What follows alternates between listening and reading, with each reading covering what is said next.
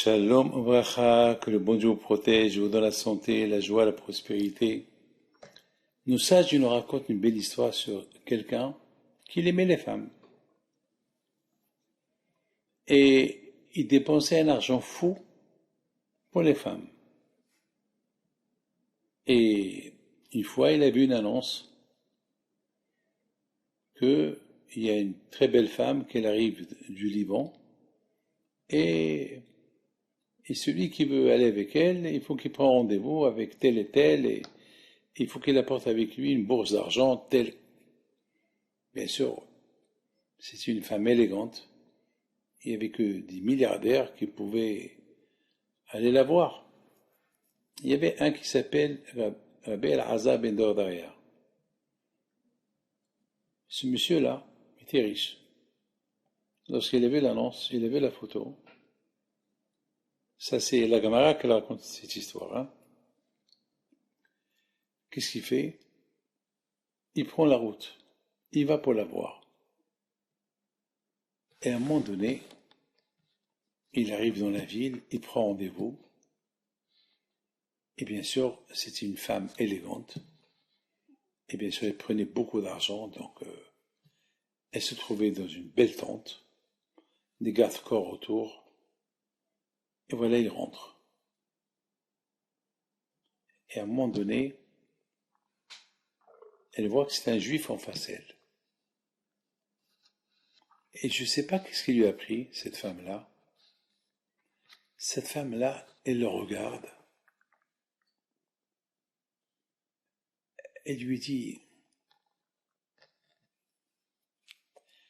je ne sais pas si votre Dieu, il va t'accepter un jour.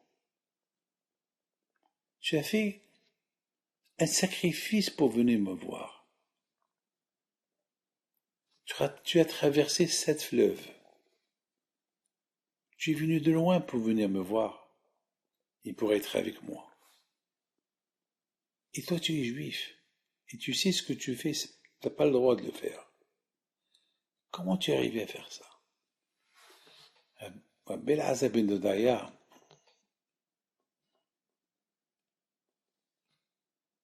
il était choqué qu'une femme lui parle comme ça. Alors, cette femme-là, elle est là pour gagner de l'argent, elle lui donne de la morale.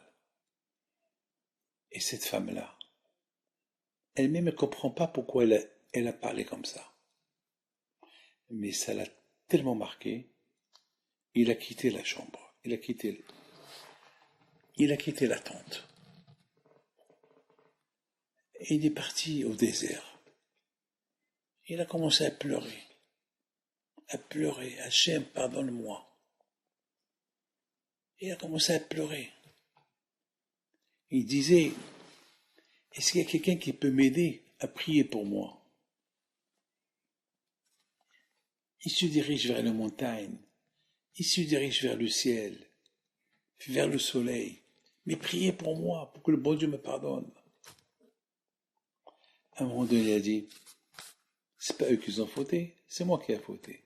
C'est moi qui dois prier pour moi, pour que le bon Dieu me pardonne. Il a tellement pleuré, il est mort. Une voix du ciel, elle est sortie, il lui a dit, Rabbi El-Azhar ben Dordaya, tu as Hilik al-Olam haba. Tes portes du paradis sont ouvertes pour toi. La question se pose, mais cette femme-là, son rôle est de faire du business, elle est avec les hommes, et gagner de l'argent. Qu'est-ce qui est arrivé? Pour donner la morale à Rabbi El-Azhar ben Dordaya. À l'époque, Rabbi El-Azhar ben Dordaya s'appelait que El-Azhar ben Dordaya. Mais lorsqu'il est mort dans sa teshuva, la voix du ciel, elle est sortie. Il a dit Rabbi El-Azhar ben Dordaya. Vous savez, Rabbeinu Akadosh, celui qui a écrit le Mishnayot, il a commencé à pleurer. Parce que lui, il a écouté la voix du ciel sortir. Il a dit, waouh, ce El-Azhar ben Dordaya, il n'a pas laissé une femme dans sa vie qu'il n'a pas été avec elle. Et il a fait teshuva. Et du ciel, ils ont ajouté le nom Rabbi. Vous vous rendez compte? La voix du ciel, elle n'a pas dit El-Azza ben Dodaya, tu as Olam Haba. Ils l'ont appelé Rabbi El-Azza ben Dodaya. Rabbeinu Akadosh, celui qui a écrit les Mishnayot. Oui, qui était l'élève de Rabbi Shimon Bar Yochai, Rabbeinu Akadosh. C'est la folie. La teshuva, qu'est-ce qu'elle peut faire? Mais cette femme-là, comment elle a, au lieu de faire son business et fermer sa bouche, elle a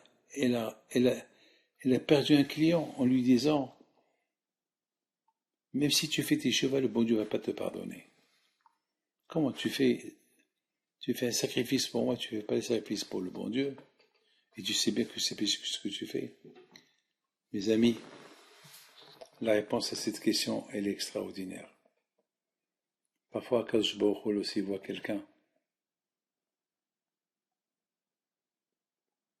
plongé dans l'obscurité. Akadosh Baruch Hu, il a des manières pour le réveiller. Et Akadosh Baruch Hu lui a envoyé un qui l'a réveillé, eh bien la femme avec qui il devait fauter, c'est elle qui l'a réveillé. De là, on apprend combien la force de la teshuvah, mais il faut se réveiller. Mais toi, cette femme-là, ce que lui a dit, il aurait pu ne pas l'écouter, il aurait pu lui dire de quoi tu te mêles. Moi, je suis venu faire la faute avec toi, alors ferme ta bouche. Voilà, je te paye. Mais il l'a écouté. Mes amis, beaucoup des fois, nous, on entend des reproches, et au lieu qu'on fait des chevaux, on reste dans l'aveugle. On reste aveugle. On ne se réveille pas. Moi, une fois, un juif, il m'a fait du mal. Et le même jour, un non-juif aussi m'a fait du mal. Et je me suis dit, bon, si les deux, le juif et le non-juif, ils m'ont fait du mal, c'est que peut-être il y a quelque chose que je dois corriger. C'est tout. J'ai dit, c'est pas possible que les deux ils tombent sur moi. Et j'ai trouvé la faute que je devais corriger. Le plus important, c'est d'admettre la faute. El-Azza ben Dodaya, il a admis tout de suite la faute. Il a même accepté le reproche du non-juif. Il a fait teshuvah et les portes du ciel sont ouvertes pour lui. Que Hachem vous protège et vous donne la santé et la joie. Amen.